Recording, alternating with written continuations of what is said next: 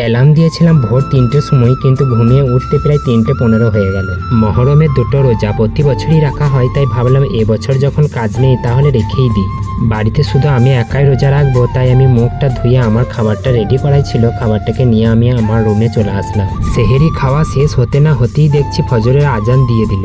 তাই আমি দেরি না করে উজু করে ফজরের নামাজটা আমি পড়ে নিলাম। তারপর কিছুক্ষণ ঘুমানোর পর আমি সকালবেলায় উঠে চলে গেলাম একবার নিচে মাঠ। এই 2 দিন হলো নিচে মাঠে আমার আসা হয় নাই, তাই ভাবলাম গিয়ে দেখি একবার বীজগুলো কেমন হয়েছে। দেখছি বাহ, খুব সুন্দর বীজগুলো বার হয়েছে। তো বৃষ্টির জন্য সেরকম বীজে ক্ষতি হয় নাই। নিচে মাঠের বীজ দেখে বাড়ি এসে আমি চটপট একবার ভাতার গেলাম। আমি বাজার এসছি এই কারণেই মিনিকেট বীজ ধান কেনার জন্য। আমাদের বীজ ধান যত লাগে ভাতার বাজারের এই দোকানটা থেকেই আমি নিয়ে যাই। আর আমি রোজা রেখে আছি বলতেই দাদা আমাকে চটপট ধানটা দিয়ে দিল। তারপর আমি ওখানকার কাজ সেরে চটপট চলে এলাম ভাতার ফায়ার ব্রিগেডের এখানে।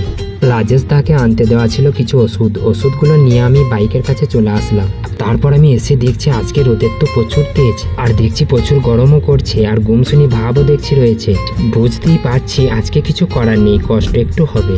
আজকে ছিল কুবাজপুরের হাট। কিছু সবজি বাজার করার পর আমি চলে এলাম সঞ্জয়দার মিষ্টির দোকানে। ইফতারের জন্য কিছু মিষ্টি নিয়ে আমি বাড়ি চলে আসলাম। আর বাড়ি আসতেই বড়মা আমাকে বলল গাছের একটা কাঁঠাল একদম পেকে গেছে।